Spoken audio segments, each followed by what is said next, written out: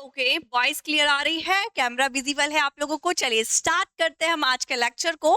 सो DS science classes फिर से आपका बहुत बहुत स्वागत करता है। So welcome back to my YouTube channel DS science classes. As you know that I am Deepshikha Parmar. So चलिए स्टार्ट करते हैं हम आज के टॉपिक को। हम स्टार्ट करने वाले हैं आज से अपने नए चैप्टर को, ह्यूमन रिप्रोडक्शन, जो कि बड़ा ही इंटरेस्टिंग टॉपिक है एंड बहुत थोड़ा सा मतलब बोल सकते हैं बहुत तो नहीं पर थोड़ा कॉम्प्लेक्स है ये। जिसको समझ में ना आए उसके लिए, बाकी जो समझदार है उनके लिए तो सबसे बेस्ट चैप्टर है ये, है ना।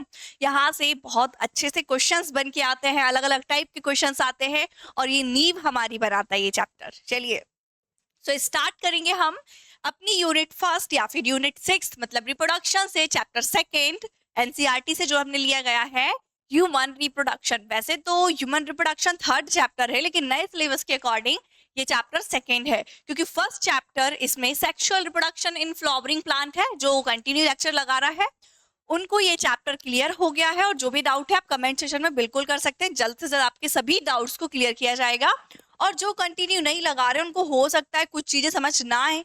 सो चिंता करने की बात नहीं है। अगर आप सीरियसली पढ़ाई करना चाहते हैं तो आप किसी भी चैनल पे जाइए और आप एक आइडियल चैनल को फॉलो कीजिए जो आपके लिए आइडियल है, ठीक है, जहां से आपको सारी चीज प्रोवाइड हो रही है। अगर आप वहां पर कंटिन्यूटी बनाते हैं तो आपको सारी चीजें इजीली समझ आती है, चाहे वो कोई भी चैनल हो, ठीक है। और अगर आपको यहाँ पे लेक्चर समझ आ रहा है, पसंद आ रहा है, तो आप सर्च कीजिए डीएस साइंस क्लासेस।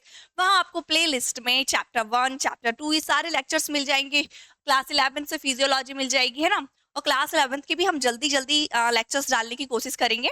चलिए सो स्टार्ट करते हैं हम आज के टॉपिक को।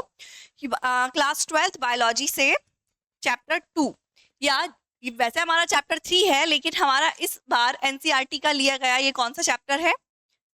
चैप्टर है ये 2, जिसका नाम है ह्यूमन रिप्रोडक्शन। सो अगर हम बात करें कि हमें इसमें पढ़ना क्या है, सो आप सभी लोग जानते हैं, जब हम बेसिक देख रहे थे यूनिट 6 से, जो हमारी यूनिट 6 है, इसका नाम ही होता है, क्या है नाम इसका? रिप्रोडक्शन। क्या है? रिप्रोडक्शन नाम है। सो रिप्रोडक्शन का मतलब होता क्या है, ये हमने बेसिक्स जो लेक्चर्स लिए हैं उसमें हमने ले लिया है, इसको कवर्ड कर लिया है ये सारे टॉपिक्स को, कि रिप्रोडक्शन क्या है, types of reproduction, A sexual reproduction, sexual reproduction, दोनों में डिफरेंसेस एक्सेट्रा। क्लियर है? तो बेसिक तो हमें पता है रिप्रोडक्शन का। अब हम बात करेंगे किसके अंदर रिप्रोडक्शन? ह्यूमंस के अंदर, मानव के अंदर जनन कैसे हो रहा है। तो यहाँ पे हम डिस्कस करेंगे कि जनन के लिए जनन अंग कैसे दिखाई देते हैं, मेल के अंदर, फीमेल के अंदर, ठीक है। फिर ये फंक्शन कैसे करते हैं, क्या रिप्रोडक्शन में मेन यूनिट है जो हेल्प करती है रिप्रोडक्शन के लिए, and after reproduction and before reproduction दोनों ही प्रोसेस हम समझेंगे। क्लियर है? तो चलिए स्टार्ट करते हैं हम अपने आज के टॉपिक को, ह्यूमन रिप्रोडक्शन। चलिए स्टार्ट करेंगे हम फिर बिना टाइम वेस्ट किए हुए। एज यू नो दैट मैं दीपशिखा परमार, आप सभी लोग जानते हैं। चलिए सबसे पहले हम जानेंगे कंटेंट, क्योंकि किसी भी टॉपिक को पढ़ने से पहले हमें ये पता होना चाहिए कि आखिर इस चैप्टर का पूरा कंटेंट कितना है, एवरेज कितना है, हमें इसमें किन किन टॉपिक्स को डिस्कस करना है, इनका मतलब क्या होता है। ऐसा नहीं कि हम कुछ भी उठा के कुछ भी पढ़ने लगेंगे, नहीं। पढ़ने से पहले हम समझेंगे कोई भी चैप्टर को कि आखिर उसका मीन क्या है, देन उसमें हमें किन किन टॉपिक्स को कवर करने हैं एनसीईआरटी के अकॉर्डिंग। क्लियर? क्योंकि हम एनसीईआरटी को ही अपना आइडियल मानने वाले हैं। चलिए तो सबसे पहले हम डिस्कस करेंगे कंटेंट। कोई भी टॉपिक को हमें कंटेंट को ही लेके चलना है पहले। तो जो एनसीईआरटी में आपको कंटेंट मेंशन है वही कंटेंट आपको यहाँ पे दिखाया जा रहा है, और कुछ एक्स्ट्रा चीजें भी हम यहाँ पे देखते जाएंगे जो एनसीईआरटी में हो सकता है मेंशन ना हो, लेकिन मोस्ट ऑफ द चीजें आपको एनसीईआरटी से ही यहाँ पर मिलेगी। क्लियर है? सो जो एमपी बोर्ड वाले हैं वो, उनका भी यहाँ पे बहुत स्वागत है, और जिन्हें बेसिक्स जानने हैं किसी भी एग्जाम के पर्पज से, तो उनका भी यहाँ पे बहुत बहुत स्वागत है। चलिए सो फर्स्ट में हम देखें, हमारा फर्स्ट टॉपिक आता है कंटेंट में मेल रिप्रोडक्टिव सिस्टम, मतलब नर जनन तंत्र। मतलब यहाँ पे हम ये जानेंगे, रिप्रोडक्शन को समझने से पहले, ह्यूमंस के अंदर रिप्रोडक्शन को समझने से पहले, आखिर रिप्रोडक्टिव सिस्टम होता क्या है, कैसे दिखाई देता है। अब क्योंकि मेल एंड फीमेल दोनों ही एक दूसरे से डिफरेंट होते हैं, तो दोनों के अंदर जो रिप्रोडक्टिव सिस्टम है वो भी कैसा होगा, एक दूसरे से अलग होगा। तो सबसे पहले हम डिस्कस करेंगे यहाँ पर मेल रिप्रोडक्टिव सिस्टम। मेल के अंदर जो रिप्रोडक्टिव सिस्टम होता है उसके कौन कौन से पार्ट्स होते हैं, किसको क्या नाम देते हैं, यूनिट ऑफ रिप्रोडक्शन का फॉर्मेशन कहाँ होता है यहाँ पे, एक्सेट्रा। क्लियर। फिर सेकेंड, अब हमने मेल को देख लिया है तो हम क्या देखेंगे, फीमेल रिप्रोडक्टिव सिस्टम मतलब मादा जनन तंत्र। मेल के रिप्रोडक्टिव सिस्टम को डिस्कस करने के बाद हम structure of female reproductive system देखेंगे, उसकी यूनिट्स देखेंगे। क्लियर। फिर उसके बाद हम डिस्कस करेंगे गैमेटोजेनेसिस मतलब युग्मक जनन। अब युग्मक जनन क्या होता है, तो आप सभी लोग जानते हैं unit of reproduction he gametes कहलाते हैं। अब रिप्रोडक्शन इसका मतलब क्या है कि पॉसिबल ही नहीं है, किसके बिना, गैमेट्स के बिना। सो गैमेट्स का फॉर्मेशन होना मस्ट बी इंपॉर्टेंट। सो जो गैमेट्स के फॉर्मेशन का प्रोसेस है उसी को हम क्या बोलते हैं, गैमेटोजेनेसिस। क्योंकि गैमेट्स जो है उनका फॉर्मेशन होगा तभी तो ये एक दूसरे से मिलेंगे एंड क्या करेंगे, फर्टिलाइजेशन करेंगे एंड एम्ब्रियो का डेवलपमेंट करेंगे। क्लियर। सो मतलब रिप्रोडक्शन का बेसिक यूनिट क्या है, गैमेट्स। तो सबसे पहले हमें क्या देखना पड़ेगा, male and female reproductive system. Then उसके बाद हम देखेंगे गैमेटोजेनेसिस मतलब गैमेट्स कहाँ बन रहे हैं। गैमेट्स कितने टाइप के होते हैं, जैसे मेल अलग होता है, फीमेल अलग होता है या होती है, वैसे ही मेल के अंदर जो गैमेट्स होते हैं वो फीमेल से अलग होते हैं। मेल के अंदर जो गैमेट्स बनता है ह्यूमंस के अंदर उसे स्पर्म बोलते हैं एंड फीमेल के अंदर जो गैमेट्स बनते हैं उन्हें एग बोलते हैं, अंडाणु बोलते हैं एवं शुक्राणु बोलते हैं। क्लियर है, इतनी कहानी आपको समझ में आई, उम्मीद करते हैं ये बात आपको समझ आ गई होगी। तो अभी तक हमने क्या देखा है, सबसे पहले हमारा टॉपिक इसमें क्या रहेगा कि मेल रिप्रोडक्टिव सिस्टम क्या होता है, इसका स्ट्रक्चर क्या है। देन हम देखेंगे फीमेल रिप्रोडक्टिव सिस्टम एंड फिर देखेंगे हम गैमेटोजेनेसिस। तो क्या सिर्फ यहाँ पे ह्यूमन रिप्रोडक्शन कंप्लीट हो गया, तो आपने अपनी डेली लाइफ में देखा होगा, डेली लाइफ में मतलब कोई भी एक फीमेल बच्चे को जन्म देती है तो उसका प्रोसेस बहुत छोटा नहीं होता है, बहुत लंबा होता है। तो लंबा होता है तो उसमें कौन कौन से स्टेप्स आती है सभी हमें यहाँ पे डिस्कस करने हैं, मतलब before fertilisation and after fertilisation, है ना। सो आफ्टर फर्टिलाइजेशन भी हम यहाँ पे डिस्कस करेंगे बिकॉज ये ह्यूमन रिप्रोडक्शन के अंदर ही सारी चीज है, हमें पता होना चाहिए। फ्यूचर डॉक्टर हैं हम तो हमें कुछ जानकारियां जरूर पता होनी चाहिए। क्लियर। चलिए, सो हमने बिफोर मतलब पहले, मतलब निषेचन से पहले की घटना में हमें क्या डिस्कस करना है इवेंट में, पहले हम डिस्कस करेंगे male reproductive system, then female reproductive system, फिर गैमेटोजेनेसिस। अब गैमेट्स बन गए हैं, गैमेट्स का फॉर्मेशन हो चुका है मतलब स्पर्म बन चुका है एंड एग बन चुका है। दोनों क्या होंगे, मिलेंगे और एक नई सेल को बनाएंगे। सो दोनों के मिलने का प्रोसेस ही क्या कहलाता है हमारा, फर्टिलाइजेशन मींस निषेचन। तो सेकेंड स्टेप आएगी हमारी इसमें फर्टिलाइजेशन मतलब निषेचन एंड इम्प्लांटेशन। अच्छा, उससे पहले एक और फिनोमेना हम इसमें डिस्कस करेंगे जो हमारी बुक में मेंशन है और बहुत ज्यादा जरूरी है समझने के लिए, जो इंडिकेट करेगा किसको, एग फॉर्मेशन मतलब फीमेल गैमेट्स को, जिसे हम बोलते हैं मेंस्ट्रुअल साइकिल, आर्तव चक्र। क्या होता है मेंस्ट्रुअल साइकिल? आजकल सभी बच्चे बहुत समझदार हैं, सभी को पता है फीमेल रिप्रोडक्टिव सिस्टम के अंदर एक इवेंट होता है या फिर एक घटना घटती है हर मंथली, उसी को हम बोलते हैं menstrual cycle. Female and male दोनों ही इस चीज को बहुत अच्छे से समझते हैं। क्लियर है, इसको हम आगे डिटेल में डिस्कस करेंगे। ये कह सकते हैं फीमेल की बॉडी में जो एग बन रहे हैं उसको इंडिकेशंस हैं या फिर उसको इंडिकेट करता है, मींस जिस फीमेल के अंदर मेंस्ट्रुअल साइकिल की स्टार्टिंग हो गई है उसकी बॉडी में क्या बनने लगा है, फीमेल गैमेट मींस एग बनने लगा है ना। सो ये इंडिकेशन है। क्लियर है, इतनी कहानी समझ में आई। चलिए फिर हम डिस्कस करेंगे फर्टिलाइजेशन।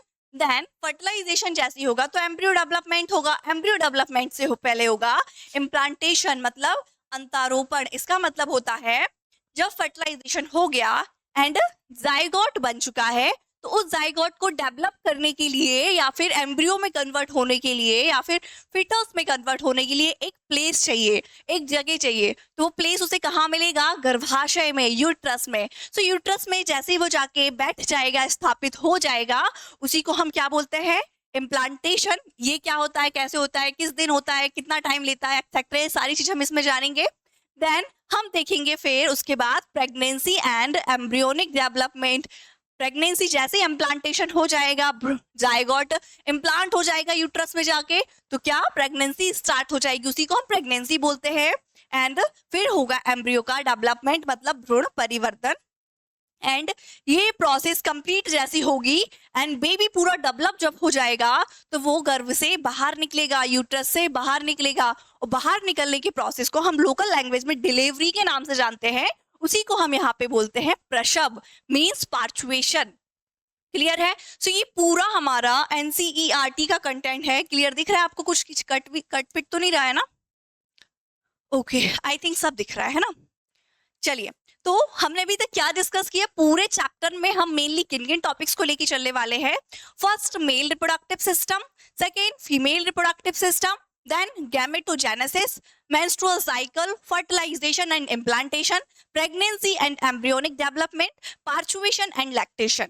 क्लियर है? सो आपको चिंता करने की जरूरत नहीं, आपको नोट्स भी यहाँ पे प्रोवाइड किए जाएंगे। हिंदी एंड इंग्लिश दोनों ही मीडियम के आपको नोट्स यहाँ पे मिलेंगे। चिंता बिल्कुल ना कीजिए, आप लोग बस पढ़िए अपना, है ना, अच्छे से।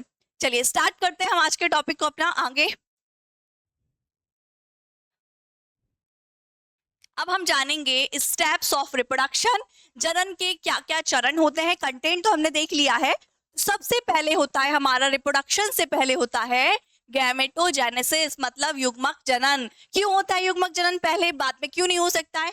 बिकॉज देखिए, एक बात आपको बहुत अच्छे से जानना है, हर एक चीज की यूनिट होती है, इकाई होती है। जैसे हम अपनी बॉडी की बात करें, सो बॉडी की यूनिट क्या होती है, इकाई क्या होती है? सेल। मतलब सेल वो यूनिट है जो पूरी बॉडी को फॉर्म करती है एंड उसके फंक्शंस में हेल्प करती है। So cell is a structural and functional unit of life, है ना। वैसे ये कोचिंग सेंटर है जैसे, तो इस कोचिंग सेंटर को बनाने के लिए एक इसकी भी इकाई होगी, यूनिट होगी, जिसे हम ब्रिक की मतलब ईंट के नाम से जानते हैं। तो ईंट क्या है? Basic unit of house, building, temple etcetera.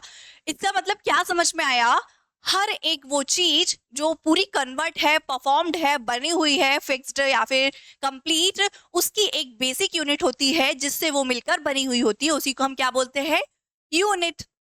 वैसे ही रिप्रोडक्शन में एक बेसिक यूनिट होती है जिसके बिना रिप्रोडक्शन नहीं हो सकता। तो वो बेसिक यूनिट क्या है? उस बेसिक यूनिट को ही हम बोलते हैं गैमेट्स। क्या बोलते हैं? गैमेट्स। ठीक है, मतलब युग्मक। क्लियर? इसका मतलब क्या हुआ? जैसे सेल के बिना बॉडी नहीं बन सकती, वैसे ही रिप्रोडक्शन युग्मक मतलब गैमेट्स के बिना नहीं होगा। तो अब युग्मक बनते भी होंगे बॉडी में, है ना। युग्मक is a unit, is a cell. एक सेल है, टाइप्स ऑफ सेल, है ना। सेल का एक टाइप है गैमेट, ठीक है। अब ये सेल भी बॉडी में बनती है, वैसे ये युग्मक मतलब गैमेट्स भी बॉडी में बनते हैं। सो गैमेट्स का बनने का जो पूरा प्रोसेस होता है उसी को हम बोलते हैं गैमेटोजेनेसिस, मीन युग्मक जनन। क्लियर है? अब फर्स्ट स्टेप है इसमें युग्मक जनन, मतलब मेल के अंदर मेल गैमेट्स बन जाएंगे एंड फीमेल के अंदर फीमेल गैमेट्स बन जाएंगे। अगर यहाँ मेल है और यहाँ फीमेल है, तो मेल के अंदर मेल गैमेट्स मींस स्पर्म बन जाएगा एंड फीमेल के अंदर क्या बन जाएगा? एग बन जाएगा, है ना। अब हम आगे बात करें, गैमेटोजेनेसिस कंप्लीट हो गया, फिर उसके बाद आएगा क्या? इंसेमिनेशन, जो कि हमारी रिप्रोडक्शन की सेकेंड यूनिट होती है। मींस मेल के अंदर मेल गैमेट बन चुका है, फीमेल के अंदर फीमेल गैमेट बन चुका है, मतलब अब वो रेडी है रिप्रोडक्शन करने के लिए, जनन करने के लिए, मतलब बच्चों को जन्म देने के लिए, है ना। तो अब जन्म देने से पहले एक प्रोसेस होगा जिसको हम इंसेमिनेशन मतलब विरसेचन के नाम से जानते हैं। ये वो प्रोसेस है जिसके अंतर्गत क्या करता है? एक मेल गैमेट फीमेल गैमेट तक पहुंचता है, या फिर मेल गैमेट का इंजेक्शन होता है फीमेल बॉडी में वेजाइना के थ्रू। सो इसी को हम बोलते हैं विरसेचन। समझ में आया? मतलब गैमेटोजेनेसिस में मेल एंड फीमेल गैमेट्स बन चुके हैं, यहाँ मेल गैमेट है, यहाँ फीमेल गैमेट है। अब क्योंकि बच्चे का निर्माण फीमेल के अंदर होता है, मेल के अंदर नहीं होता है, सो जो मेल गैमेट है चल करके जाना पड़ेगा फीमेल बॉडी में, फीमेल गैमेट तक, है ना। सो जब मेल गैमेट बन चुका है, उसका निकल के फीमेल बॉडी तक जाना या फीमेल गैमेट तक पहुंचने का पूरा प्रोसीजर ही क्या कहलाता है? विरसेचन, मतलब इंसेमिनेशन या कॉपुलेशन भी जिसे बोलते हैं। क्लियर है? इतनी कहानी आपको समझ में आई? तो फर्स्ट स्टेप गैमेटोजेनेसिस समझ में आ गया, सेकेंड स्टेप आपको इंसेमिनेशन समझ में आ गया, थर्ड स्टेप फर्टिलाइजेशन, मींस जब मेल गैमेट बन के फीमेल बॉडी तक पहुंच गया और यहाँ पे फीमेल गैमेट ऑलरेडी वेट कर रहा था मेल गैमेट का, तो जैसे ही दोनों पास पहुंचे और एक दूसरे से मिल गए, तो मिलने का जो प्रोसेस है उसी को हम क्या बोलते हैं? निषेचन, फर्टिलाइजेशन। याद रखना है, फर्टिलाइजेशन क्या होता है? Fusion of male and female gamete. आपको अच्छा ऐसे समझना है, ये एक मेल है, यहाँ पे एक फीमेल है, मेल के अंदर मेल गैमेट बन गया, फीमेल के अंदर फीमेल गैमेट बन गया। अब बने हैं तो मेल गैमेट चल करके जाएगा कहाँ तक? फीमेल गैमेट तक। तो ये जो चल कर के जाने का पूरा प्रोसेस है, इसको हम क्या बोल रहे हैं, इंसेमिनेशन। जैसे ये मेल गैमेट पहुंच गया फीमेल गैमेट तक, तो दोनों एक दूसरे से मिल जाएंगे, मतलब फ्यूजन हो जाएगा और नई सेल जाइगोट बना लेंगे। तो fusion of male and female gamete is called fertilisation. Clear है, इतनी बात समझ आई आपको? फर्टिलाइजेशन हो गया, फिर होगा ब्लास्टोसिस्ट डेवलपमेंट, मतलब ब्लास्टोसिस्ट का डेवलपमेंट होगा। अब ये ब्लास्टोसिस्ट क्या होता है, तो देखिए जब नई सेल बनती है male and gamete, female gamete के फ्यूजन से नई सेल बनती है जाइगोट। तो ये जाइगोट क्या करता है, एम्ब्रियो को डेवलपमेंट करने के लिए सेल डिवीजन करता है, मतलब एक सेल से दो सेल, दो से चार, चार से आठ, आठ से 16, 16 से 32, ऐसे सेल्स में डिवाइड होने लगता है, 2 से 4, 4 से 8, ऐसे कर करके डिवाइड होने लगता है। तो इस डिवीजन को ही हम क्या बोलते हैं, जब ये एक स्पेसिफिक स्ट्रक्चर बना लेता है, जैसे हम ब्लास्टोसिस्ट बोलते हैं। तो मतलब सेल का डिवीजन, मतलब जाइगोट का डिवीजन ही क्या है, ब्लास्टोसिस्ट डेवलपमेंट है। समझ आया आपको? ब्लास्टोसिस्ट डेवलपमेंट के बाद होगा इम्प्लांटेशन। जैसे ब्लास्टोसिस्ट डेवलप हो करके कहाँ आ जाएगा, यूट्रस में आ जाएगा। तो यूट्रस में क्या होगा, ये डेवलप हो जाएगा, इम्प्लांट हो जाएगा, मतलब प्रत्यारोपित हो जाएगा, जाके बैठ जाएगा एम्ब्रियो के डेवलपमेंट के लिए। तो इसी को हम क्या बोल रहे हैं, प्रत्यारोपण मींस इम्प्लांटेशन। अब इम्प्लांटेशन हो चुका है, फिर क्या होगा, एम्ब्रियो डेवलपमेंट, मतलब भ्रूण का विकास होगा, उसे जगह मिल गई है डेवलप करने के लिए, है ना। फिर पार्चुएशन होगा, लास्ट स्टेप है जो हमारी, है ना। पूरा कंप्लीट होने के बाद टाइम पीरियड बेबी गर्भाशय मीन्स यूट्रस से बाहर आ जाएगा। तो जो बाहर आने का प्रोसेस है उसी को हम पार्चुएशन मीन्स प्रसव बोलते हैं, जो कि सबसे खतरनाक प्रोसेस होता है इस पूरे इवेंट का। क्लियर है? वैसे तो हर एक प्रोसेस खतरनाक या फिर बोल सकते हैं थोड़ा बहुत दिक्कतमय है, लेकिन यहाँ पे सबसे खतरनाक प्रोसेस होता है पार्चुएशन का, जिसमें एक फीमेल को कई गुना ज्यादा दर्द बर्दाश्त करने होते हैं। चलिए स्टार्ट करते हैं हम अपने टॉपिक को यहाँ से। तो मेनली हमें क्या समझ में आ गया, हमने क्या डिस्कस कर लिया है, स्टेप्स ऑफ रिप्रोडक्शन। आपको याद रखना है, यहाँ से क्वेश्चंस आ सकते हैं कि स्टेप्स ऑफ रिप्रोडक्शन क्या है, या फिर इन्हीं सीक्वेंस को रैंडमली अरेंज करके दे देगा आपको, सीक्वेंस में उसे अरेंज करना है। तो अगर आपने ये लेक्चर लगाया है और आपको सीक्वेंस पता है, आप छोटे बच्चे नहीं है नर्सरी के जो आप नहीं समझ पाए, आप बहुत समझदार हैं, क्लास 12 के विद्यार्थी हैं, है ना। तो यहाँ से आपको सारी चीज इजीली समझ में आनी चाहिए, वैसे आ रही होंगी उम्मीद करते हैं। फिर भी अगर जिसको प्रॉब्लम हो रही है स्पीड में, लैंग्वेज में, कुछ भी, तो वो प्लीज कमेंट करके जरूर बताइए, है ना। ठीक है, सो हमें ये सीक्वेंस याद रखना है। सीक्वेंस से क्वेश्चंस बहुत आते हैं रैंडम। आपको फर्स्ट नंबर पे कौन सा है, सेकेंड पे कौन सा है, थर्ड पे कौन सा है, फोर्थ, फिफ्थ, सिक्स्थ, सेवंथ, ऐसे आपको याद रखना है। क्लियर? सो ये क्या है, ये इंडिकेट कर रहा है फर्टिलाइजेशन मींस निषेचन को, मतलब मेल गैमेट बन गया है, फीमेल तक जाएगा, उसी को फर्टिलाइजेशन बोलेंगे। तो ये जो बड़ा दिख रहा है ना, ये फीमेल गैमेट, और ये छोटे छोटे छोटे छोटे अर्थवॉर्म लाइक स्ट्रक्चर दिख रहे हैं, इसको हम क्या बोलते हैं, मेल गैमेट मींस स्पर्म। तो इसका मतलब क्या हुआ, एग कितना है, एक, स्पर्म कितने हैं, कई सारे। तो यहाँ पे जो स्पर्म बनते हैं मिलियंस बनते हैं या थाउजेंड्स बनते हैं। स्पर्म का संख्या बहुत ज्यादा होती है मेल के अंदर अकॉर्डिंग टू फीमेल। फीमेल के अंदर मंथली हर बार एक ही एग का फॉर्मेशन होता है। और अगर एग के साइज की बात करें तो एग का जो साइज होता है वो बड़ा होता है किससे, स्पर्म के साइज से। क्लियर है? दूसरी बात आपको याद रखना है, जो स्पर्म होते हैं वो मोटाइल होते हैं, मतलब चल होते हैं, चल सकते हैं, मेल से फीमेल बॉडी तक चल के जा रहे हैं ना ये, तो ये चल सकते हैं। और चलने में हेल्प कौन करता है ना, इनकी टेल। ये देखिए, अगर स्पर्म ऐसा है तो इसकी टेल है, तो टेल क्या करेगी, इसे मूवमेंट में हेल्प करेगी, बिकॉज ये मोटाइल होते हैं, चल सकते हैं, चलने के लिए टेल प्रेजेंट होती है इसके पास। ठीक है, जबकि एग की बात करें तो एग के पास कोई भी टेल प्रेजेंट नहीं है, सो ये मोटाइल नहीं होता, बस ये प्रेशर के कारण आगे ग्रो करता है। एंड फीमेल बॉडी में सीलिया प्रेजेंट होते हैं, फिंगर लाइक प्रोटेक्शन, जो इसको मूवमेंट में हेल्प करता है। क्लियर है? इतनी कहानी समझ में आई? चलिए, तो उम्मीद करते हैं आपको इतना टॉपिक तो समझ में आ चुका है। अब हम अगर आगे की बात करें तो हम देखेंगे इंट्रोडक्शन ऑफ रिप्रोडक्शन, मतलब एनसीईआरटी से हम जो चीज हम समझ चुके हैं उसको लेकर लिखेंगे कि हमें इस पूरे टॉपिक में क्या क्या लेना है, क्या क्या पढ़ना है। तो जो हम समझ चुके हैं वही आपको यहाँ पे लिखना है। आप चाहे तो लिख सकते हैं, नहीं चाहे तो बिल्कुल मत लिखिए, पीछे आपने समझ लिया है तो क्या लिखा है, the reproductive events in humans include formation of gametes. तो जो रिप्रोडक्शन होता है उसमें क्या चीज इंक्लूड होती है? सबसे पहले गैमेटोजेनेसिस मतलब गैमेट्स फॉर्मेशन, ठीक है। एंड फिर गैमेट्स फॉर्मेशन में स्पर्म इन मेल मतलब मेल्स के अंदर क्या बनते हैं? स्पर्म बनते हैं। And ovum in female, female के अंदर क्या बनते हैं? ओवम बनते हैं। फिर transfer of sperm into the female gamete genital tract मतलब जो मेल गैमेट है स्पर्म वो ट्रांसफर हो जाता है फीमेल जेनाइटल ट्रैक्ट पे, जिसे हम क्या बोलते हैं? इंसेमिनेशन। क्या बोलते हैं? इंसेमिनेशन मतलब वीर्य सेचन। And fusion of male and female gamete is called as fertilization etcetera. And फिर जाइगोट बन जाता है, डेवलपमेंट होता है, लास्ट पार्चुएशन हो जाता है।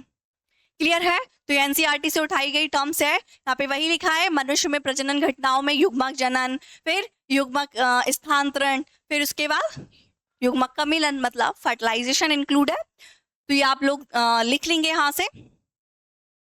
अब एक लाइन हमें हाईलाइट करनी है या नोट करनी है क्या कि जो मेल होते हैं उनके अंदर जो मेल गैमेट्स मींस स्पर्म है वो लाइफ टाइम बनते हैं, मतलब इनकी लिमिटेशन खत्म नहीं होती है। मतलब अगर एक मेल बुजुर्ग भी हो जाता है तो भी वो बच्चे पैदा करने के लिए कैपेबल है, बिकॉज उसके अंदर मेल गैमेट्स मतलब unit of reproduction means sperm का फॉर्मेशन हो रहा है। इसका मतलब जो मेल है कभी बूढ़ा नहीं होगा बच्चे पैदा करने के मोटिव से या उसके लिए। अगर हम इसी के अकॉर्डिंग फीमेल की बात करें तो फीमेल के अंदर जो फीमेल गैमेट्स बनते हैं, मादा युग्मक बनते हैं, उनकी एक लिमिटेशंस होती है, बिकॉज यहाँ पे जो फॉलिकल्स हैं जो क्या एग का फॉर्मेशन करती हैं वो फिक्स्ड होती हैं। इसके अकॉर्डिंग जो मेल फीमेल गैमेट होता है उसकी एक फिक्स्ड आयु होती है कि वो उतनी आयु तक ही बनता है, 45 से 55, कभी कभी 60 भी हो सकता है ना। वैसे तो एवरेज इतना ही है, बाकी पर्टिकुलर किसी विमेंस के अंदर अलग अलग हो सकते हैं, है ना। चलिए, सो आपको ये याद रखना है कि एक पुरुष में नर युग्मक मतलब शुक्राणु मींस स्पर्म का निर्माण जीवन पर्यंत मतलब लाइफ टाइम चलता रहता है, लेकिन मादा के अंदर मादा युग्मक मतलब अंडाणु के निर्माण की विधि लगभग 45 से 50 या 55 वर्ष तक ही चलती है। क्लियर है? तो ये पूरा हमारा क्या है? रिप्रोडक्शन का इवेंट। कहानी समझ में आई? तो आप इसका स्क्रीनशॉट ले लीजिए, लिख लीजिए। चलिए, अब हम बात करेंगे क्या गैमेटोजेनेसिस। अभी हम डिस्कस डिटेल में नहीं कर रहे हैं, हम बेसिक जान रहे हैं। जो गैमेटोजेनेसिस होता है मेनली क्या है? फॉर्मेशन ऑफ गैमेट्स मतलब युग्मक जनन, युग्मकों के निर्माण की प्रक्रिया है जो कि कितने प्रकार की होती है? 2 प्रकार की। टाइप्स की बात करें तो 2 types of gametogenesis. First is male gametogenesis मतलब नर युग्मक जनन, and second is female gametogenesis मतलब मादा युग्मक जनन। मेल गैमेटोजेनेसिस की बात करें तो मेल के अंदर कौन सा गैमेट बनता है? उसका नाम है स्पर्म। और यहीं अगर बात करें हम फीमेल की, तो फीमेल के अंदर बनता है एग। ठीक है, सो स्पर्म के बनने के प्रोसेस को हम यहाँ पे बोलते हैं स्पर्मेटोजेनेसिस। ये जो गैमेटोजेनेसिस है कॉमन है, लेकिन मेल के अंदर क्योंकि स्पर्म बन रहा है तो उसको बोलेंगे स्पर्मेटोजेनेसिस, एंड फीमेल के अंदर एग बन रहा है तो उसे बोलेंगे oogenesis मींस अंडाणु जनन एंड शुक्राणु जनन। ठीक है, सो शुक्राणु जनन कहाँ होता है उसको समझने के लिए हमें क्या देखना पड़ेगा? मेल रिप्रोडक्टिव सिस्टम एंड अंडाणु जनन मतलब oogenesis कहाँ होता है उसको पढ़ने के लिए हमें देखना पड़ेगा फीमेल रिप्रोडक्टिव सिस्टम मतलब मादा जनन अंग। क्लियर है? इतनी कहानी समझ में आई? तो चलिए, आज के लिए इतना सफिशिएंट है, आप इसको अच्छे से लगा के आइए। फिर कल हम डिस्कस करेंगे male reproductive system and female reproductive system. तो thank you so much watching my video, and इसी प्रकार हमारे साथ बने रहिए। धन्यवाद।